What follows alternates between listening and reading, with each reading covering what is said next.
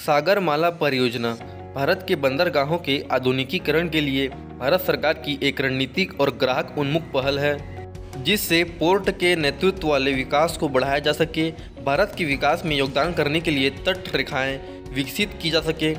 यह मौजूदा बंदरगाहों को आधुनिक विश्व स्तरीय बंदरगाहों में रूपांतरित करने के लिए और सड़क, रेल, अंतर्देशीय और तटीय जलमार्गों के माध्यम से बंदरगाहों, औद्योगिक समूहों और दूरदराज के इलाकों और कुशल निकास प्रणालियों के विकास और एकीकृत करने की दिशा में दिख रहा है, जिसके परिणाम स्वरूप तटीय क्षेत्रों में बंदरगाह आर्थिक गतिविधियों के ड्राइवर बन सकेंगे। 25 मार्च 2015 को कैबिनेट ने भारत के 12 बंदरगाहों और 1208 द्वीप समूह को विकसित करने के लिए इस परियोजना को मंजूरी दे दी। परियोजना 31 जुलाई 2015 को कर्नाटक में नौवहन मंत्रालय इस पहल के लिए नोडल मिनिस्ट्री द्वारा hotel Taj West End Bangalore में शुरू की गई थी। कार्यक्रम का उद्देश्य भारत के 7,500 किलोमीटर लंबे तटीय समुद्री तट, 14,500 किलोमीटर की संभावित जल मार्ग और प्रमुख अंतर्राष्ट्रीय समुद्री मार्गों पर रणनीतिक स्थान का उपयोग करके देश में बंदरगाहों के विकास को बढ़ावा देना है। सागरमाला के लिए आंध्र प्रदेश सरकार ने 36 परियोजना प्रस्तावित की है। भारतीय तटीय क्षेत्र को तटीय आर्थिक क्षेत्र CER के रूप में विकसित किया जाएगा।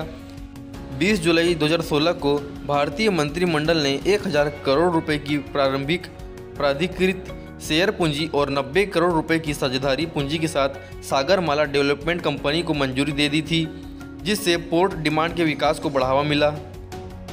सागरमाला राष्ट्रीय परिप्रेक्ष्य योजना 14 अप्रैल 2016 को परियोजना और कार्यान्वयन के विवरण के साथ जारी की गई थी।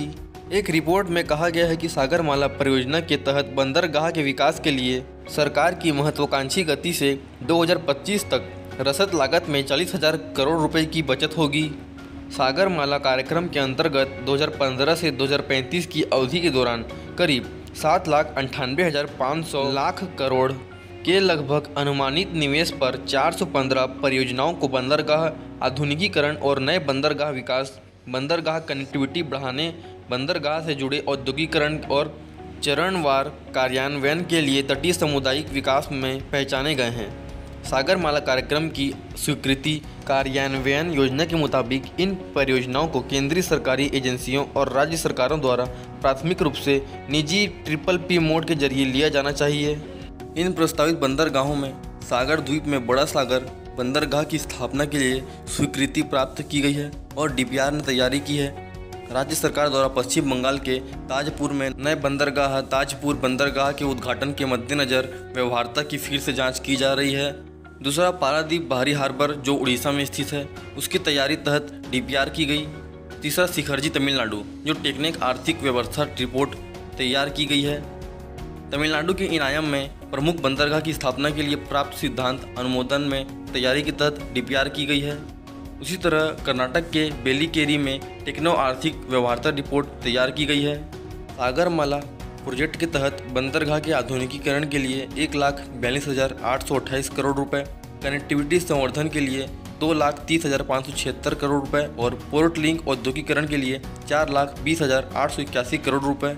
इसके अलावा तटीय समुदाय विकास के लिए 4,216 करोड़ रुपए परियोजना थीम लागत स्वीकृति की गई है। बंदरगाह के आधुनिकीकरण के लिए परियोजनाओं की संख्या 189 है। इसी तरह कनेक्टिविटी संवर्धन के लिए 170, पोर्ट लिंक औद्योगिकरण के लिए 33 और तटीय समुदाय विकास के लिए 23 परियोजनाओं की संख्या निर्धारित की गई है। इसके अलावा सागरमाला प्रोजेक्ट के तहत आने वाले सभी बंदरगाह, जिनमें कांडला, पोरबंदर, मुंबई, JLN पोर्ट, मर्मगोवा, मैंगलोर, कोच्चि, ट्यूटोकोरिन, चेन्नई, इन्नौर, विशाखापट्टनम, पारादीप और हल्दिया जैसे इत्यादि भारत में मौजूद सभी बंदरगाहों का आधुनिकीकरण किया जाएगा।